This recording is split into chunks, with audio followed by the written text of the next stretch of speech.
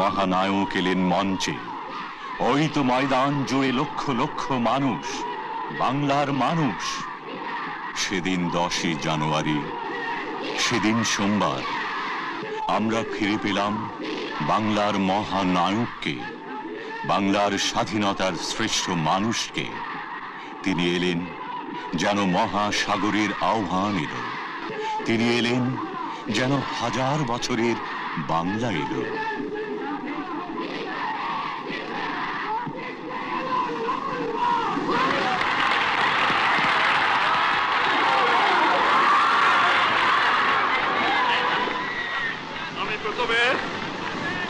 স্মরণ করি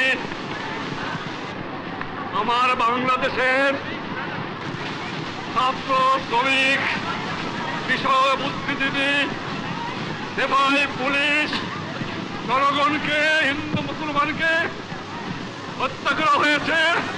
তাদের আত্মার মঙ্গল কামনা করে এবং তাদের প্রতি শ্রদ্ধা নিবেদন করে আমি আপনাদের কাছে দু এক কথা বলতে চাই।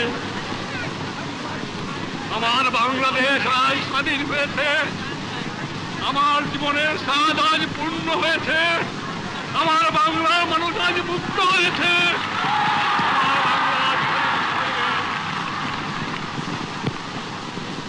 আমি আজ বক্তৃতা করতে পারবো না। বাংলার ছেলেরা, বাংলার মায়েরা, বাংলার কৃষক, বাংলার শ্রমিক, বাংলার বুদ্ধিজীবী যেভাবে সংগ্রাম করেছে, আমি কারাগারে বন্দী ছিলাম, ফাঁসি কাটতে যাবার জন্য প্রস্তুত ছিলাম, কিন্তু আমি জানতাম আমার বাঙালিকে কেউ দাবায় রাখতে পারবে না, আমার বাংলার মানুষ স্বাধীন হবে। আমি আমার সেই যে ভাইয়ের আত্মাহুতি দিয়েছে, শহীদ হয়েছে, তাদের আমি শ্রদ্ধা নিবেদন করি, তাদের আত্মার মাগফিরাত কামনা করি। আজ শতকরা আমার খবর হয়েছে প্রায় 30 লক্ষ লোককে মেরে ফেলে দেওয়া হয়েছে বাংলার। দ্বিতীয় মহাযুদ্ধেও এবং প্রথম মহাযুদ্ধেও এত লোক, এত সাধারণ নাগরিক মৃত্যুবরণ করে নাই, শহীদ হয় নাই, যা আমার এই 7 কোটি বাংলাদেশে হয়েছে। আমি জানতাম না আপনাদের কাছে আমি ফিরে আসবো।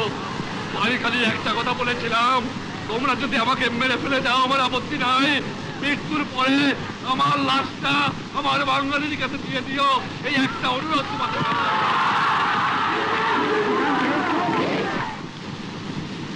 আমি মোবারকবাদ জানাই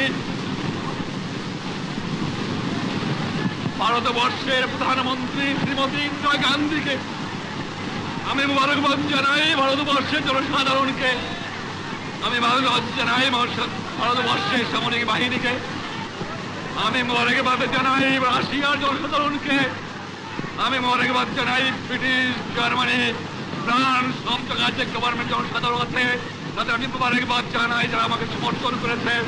আমি মোবারকবাদ জানাই আমেরিকার জনসাধারণকে, আমি মোবারকবাদ জানাই বিশ্ব দুনিয়ার মজলুম জনসাধারণকে যারা আমার এই মুক্ত সংগ্রামকে সাহায্য করেছে। তবে মনে রাখা উচিত, বাংলাদেশ স্বাধীন সার্বভৌম রাষ্ট্র, বাংলাদেশ স্বাধীন থাকবে, বাংলাদেশকে কেউ দমাতে পারবে না। জানতাম না আমার ফাঁসির হুকুম হয়ে গেছে, আমার ছেলের পাশে আমার জন্য কবর খোঁজা হয়েছে। আমি প্রস্তুত হয়েছিলাম, বলেছিলাম আমি বাঙালি, আমি মানুষ, আমি মুসলমান, একবার মরে 2 বার মরে না। বলেছিলাম আমার মৃত্যু আসে থাকে যদি আমি হাসতে হাতে যাব, আমার বাঙালি জাতকে অপমান করে যাব না, তোমাদের কাছে ক্ষমা চাইব না। এবং যাবার সময় বলে যাব, জয় বাংলা, স্বাধীন বাংলা, বাঙালি আমার জাতি, বাংলা আমার ভাষা, বাংলার মাটি আমার স্থান।